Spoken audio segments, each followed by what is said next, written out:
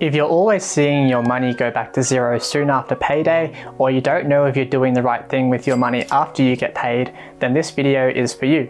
The unfortunate truth is that most people have no idea where their money goes every month, which results in them feeling broke all the time, even if they're earning a good income. This is because these people don't have a system for managing their money.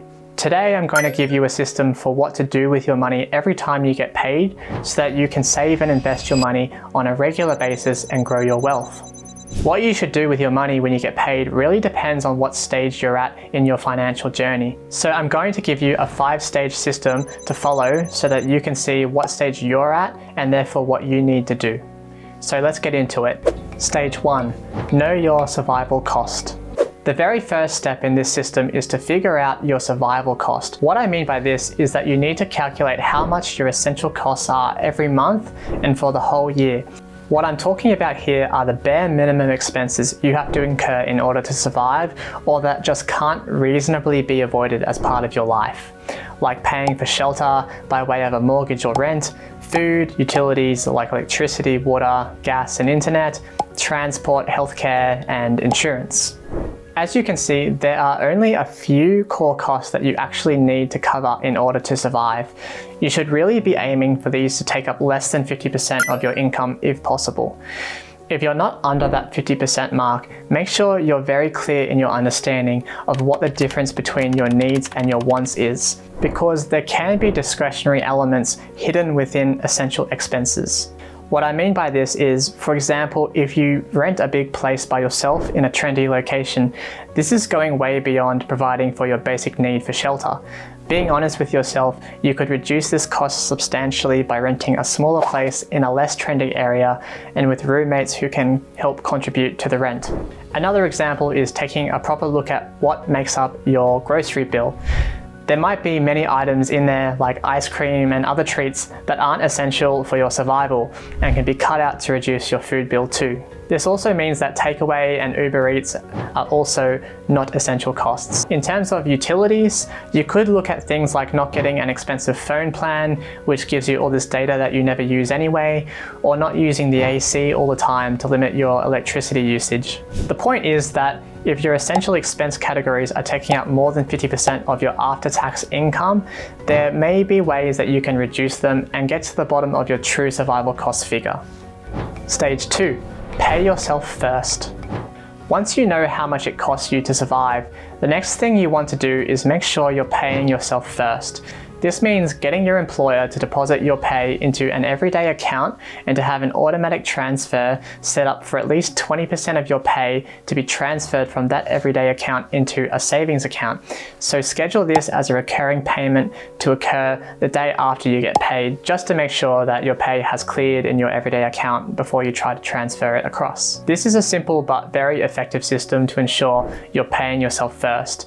It will help you avoid the trap of spending your money on everything else and only saving what's left after that, which is usually very little if anything. So the money remaining in your everyday account after that transfer into your savings account is what you need to get by with for all of your spending, bills and expenses until the next payday. The great thing about this process is that it prioritizes and automates saving, which turns saving into a habit without you even having to think about it.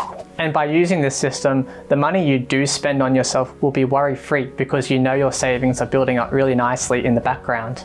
By the way, your savings account should be a high interest and easily accessible account. The idea behind this is that it will help your savings keep up with inflation as much as possible, and it will also allow you to access those funds in the case of an emergency. But more on that later. Now, before I wrap up talking about the second stage of the system, I want to make clear that the proportion of your pay which you choose to transfer across into your savings account is really up to you, and it's going to depend on your situation, your savings goals, and your level of commitment. As I said before, at least 20% is my recommendation, which is in line with something known as the 50-30-20 rule. You might have heard of this before. It's widely accepted as a sensible saving strategy, which involves dedicating 50% of your income to your essential expenses, 30% to discretionary spending on things like entertainment and holidays, and saving the remaining 20%. The main thing I'd like to point out with the 50-30-20 rule is that it actually prioritizes discretionary spending over saving. It's really a matter for you, but if you're at the stage in your life where you need to start seriously saving some money, which I assume is the case because you're watching this video, then you might want to instead consider prioritizing saving over discretionary spending so that you're saving 30% of your after-tax income rather than 20%. And as I explained earlier, you could potentially drive your savings rate even higher by getting your essential expenses down to a point where they take up less than 50% of your income and then saving that extra money. If you can manage to do this, you're doing great. But if not, just do the best you can for the situation you're in so that your savings are still building up consistently, even if it is at a slower pace. Stage 3, pay off high interest productive debt.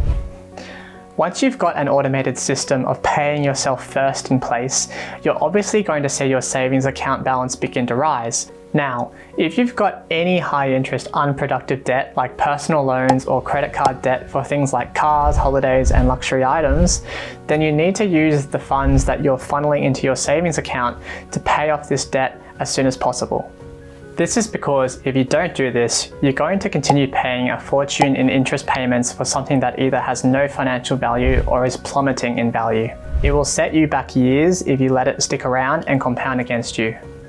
Bottom line is, you can't really get anywhere financially if you have a bunch of bad debt like this. If you've taken out a loan to buy a new car, depending on the terms of the finance, you may want to consider simply selling the car and using the money from its sale to purchase a second-hand car in cash. That's a much quicker fix rather than paying off a loan and unnecessary interest for something you don't need. As for any other bad debts you have, there's two different methods you can use to pay them off, which are, number 1, the debt avalanche strategy, and number 2, the snowball strategy.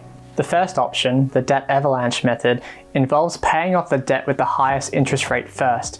So when you pay off one item of debt, you then move on to the next one with the highest interest rate, and so on. To be clear, you're still paying the minimum payment on all of your other debts to avoid going into arrears, but you're allocating whatever extra savings you have left towards the debt with the highest interest rate. This strategy makes the most financial sense, and it will save you the most money because by targeting the highest interest debts first, you will end up paying less interest overall. So from a strict mathematical perspective, this is the way to go. However, the major drawback with the debt avalanche strategy is that many people find it discouraging and difficult to stick with it because it can take a while to see any noticeable progress because higher interest debts are generally harder to pay off due to the higher interest charges, especially if they're also your largest debt balances. That's a real bad double whammy. The second option though, the debt snowball method, is a strategy where you pay off the smallest debt balance first, and once you've paid off that debt, you move on to the next smallest debt and so on. Again, the idea is you're still continuing to make your minimum payments on the other debts, but you're allocating your extra funds to paying off the smallest debt you have. The debt snowball method provides a simple solution to anyone who might struggle with the motivation to stick with the debt avalanche method because it allows you to get some quick wins and see some progress by paying off smaller debts relatively quickly, which will then motivate you to keep going and build up some real momentum. The main disadvantage of the debt snowball method, however, is that you may end up paying more interest than you would by using the debt avalanche method. So all in all, the debt avalanche method is likely to be the most cost-effective and better method for paying off your bad debts. But if that's not working for you, the debt snowball method is the way to go. Just do what you need to do to make progress on paying off your debt. Stage 4, build an emergency fund. If you're at stage 4, then well done. You know your survival cost, you're paying yourself first, and you've got no bad debts. So it's now time to focus on building an emergency fund in the savings account where you're transferring a proportion of your pay into. An emergency fund is just a savings buffer that you keep in your savings account, which you can use only in the case of an emergency. This is why you need your savings account to be easily accessible. And for you cheeky ones who are thinking about all the loopholes right now, we're talking about true emergencies, unexpected essential expenses which need to be paid immediately, like medical bills because there's been an accident or car repairs because your car has broken down and you need to get to work.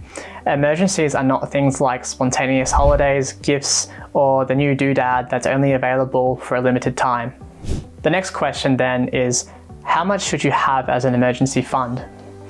In my opinion, you need at least 6 months worth of your monthly survival cost to buy you enough time to fix things if something bad unexpectedly happens, like if you lose your job.